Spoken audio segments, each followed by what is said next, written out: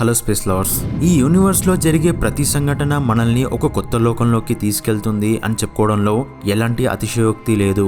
ఎందుకంటే అలాంటి ఒక కొత్త లోకాన్ని రీసెంట్గా నాసా కనుక్కుంది. అదే you Mon binary star system. ఈ యూనివర్స్లో ఒంటరిగా ఉండే నక్షత్రాల కన్నా కపుల్గా ఉండే నక్షత్రాలు చూడ్డానికి చాలా అద్భుతంగా ఉంటాయి. అలాంటిదే ఈ you Mon binary star system. ఈ నక్షత్రాలు మన భూమి నుండి 3600 లైట్ ఇయర్స్ దూరంలో మోనోసెరోస్ అనే కాన్స్టలేషన్ లో ఉన్నాయి. ఈ రెండు నక్షత్రాలు ఒకదాని చుట్టూ ఒకటి తిరుగుతూ ఉండడం వల్ల వాటి నుండి భారీ పరిమాణంలో గ్యాస్ అనేది బయటకొచ్చింది. ఆ గ్యాస్ అనేది వాటి చుట్టూ ఎంతలా విస్తరించింది అంటే అది దాదాపు 82,000 కోట్ల కిలోమీటర్ల వరకు విస్తరించింది.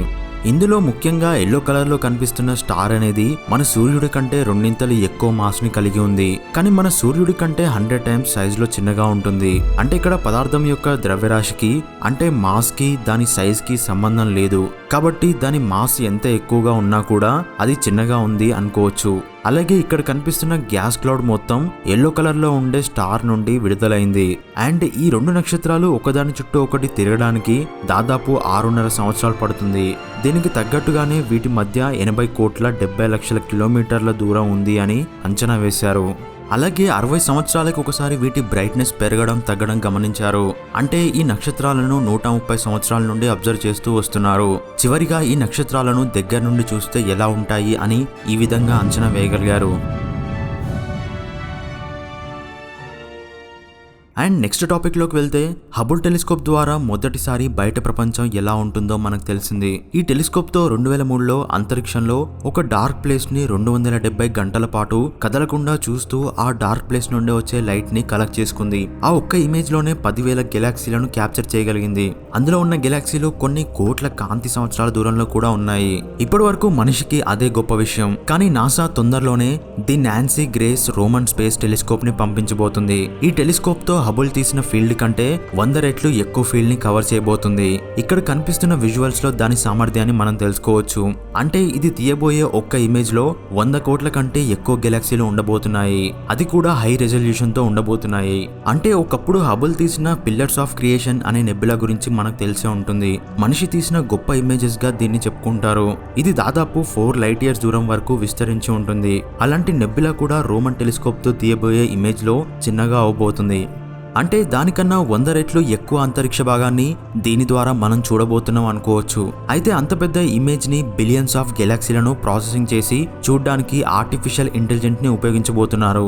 దీనివల్ల రాబోయే కాలంలో అంతరిక్షాన్ని తక్కువ టైంలో సాధ్యమైనంత ఎక్కువగా ఎక్స్ప్లోర్ చేయొచ్చు అని తెలుస్తుంది.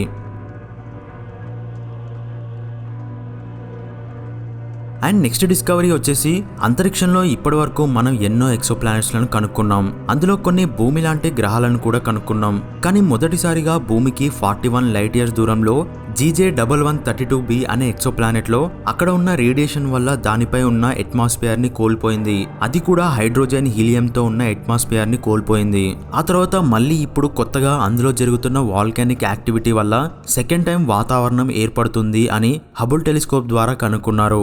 ఈ ప్రాసెస్ వల్ల అక్కడ ముఖ్యంగా హైడ్రోజన్, మీథేన్ లాంటివి అప్పర్ అట్మాస్ఫియర్ లోకి వెళ్లి ఒక కొత్త ప్రపంచాన్ని సృష్టిస్తున్నాయి అని తెలుసుకున్నారు. అయితే ఇంతకు ముందున్న వాతావరణ పరిస్థితుల్లో ఏలియన్ లైఫ్ ఉండేదా అనే అనుమానం మనకు తప్పకుండా వస్తుంది. కానీ దానికి సంబంధించిన ఎవిడెన్స్ ని గుర్తించే టెక్నాలజీ మన దగ్గర లేదు. అండ్ ఇంతకు ముందున్న గ్రహం నెప్ట్యూన్ సైజ్ లో ఉండేది. ఆ తర్వాత హై రేడియేషన్ వల్ల దాని ఔటర్ అట్మాస్ఫియర్ ని కోల్పోయింది.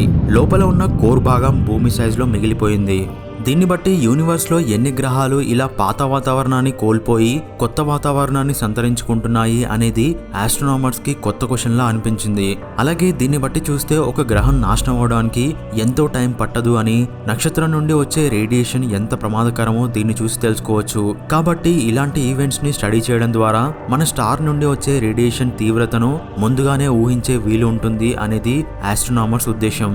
అయితే ఒకవేళ భూమి మీద జీవం అంతమయ్యే సిచ్యువేషన్ అంటూ వస్తే అది ఖచ్చితంగా సూర్యుడి నుండి వచ్చే హై ఎనర్జీ రేడియేషన్ ద్వారానే అనుకోవాలి. అంటే మన సూర్యుడి ఉపరితలం మీద ఉన్న పదార్థం అనేది ఇలా ఒక్కోసారి స్పేస్ లోకి ఇజెక్ట్ అవుతుంది. అలాంటి టైంలో వీటి తీవ్రతను అంచనా వేయడానికి 6 చిన్న చిన్న క్యూబ్ శాటిలైట్స్ ని 2023లోగా అంతరిక్షంలోకి పంపించబోతున్నారు. ఇవన్నీ కలిసి సౌర తుఫాన్ నుండి వచ్చే రేడియేషన్ ని టైప్ 2 రేడియో బర్స్ట్ రూపంలో భూమికి ఇన్ఫర్మేషన్ ని ఇస్తుంది.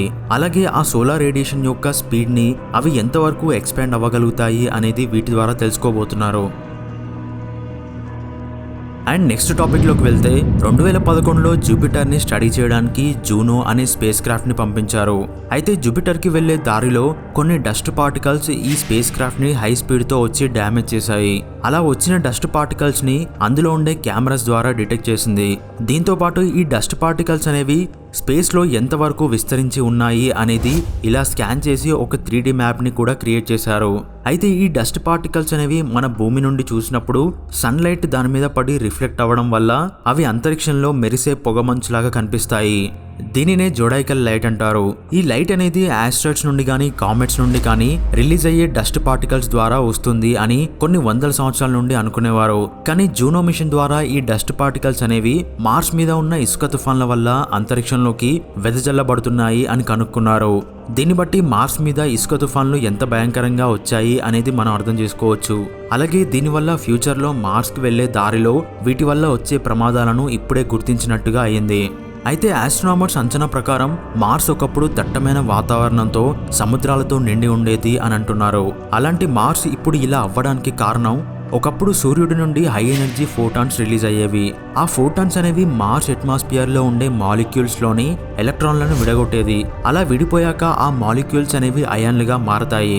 అప్పుడు మన సన్ యొక్క మ్యాగ్నెటిక్ ఫీల్డ్ చుట్టూ తిరుగుతూ అవుటర్ స్పేస్ లోకి ట్రావెల్ చేస్తూ వెళ్లిపోయాయి.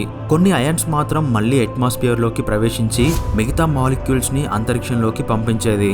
వీటితో పాటు హైడ్రోజన్ గ్యాస్ లో ఉండే మాలిక్యూల్స్ అనేవి హై స్పీడ్ తో కొలైడ్ అవడం వల్ల కూడా అవి స్పేస్ లోకి వెళ్లిపోయాయి. అలాగే మాలిక్యూల్స్ నుండి విడిపోయిన ఎలక్ట్రాన్స్ మిగతా మాలిక్యూల్స్ తో కలిసినప్పుడు ఆ మాలిక్యూల్స్ కూడా విడిపోయి స్పేస్ లోకి వెళ్లిపోయాయి.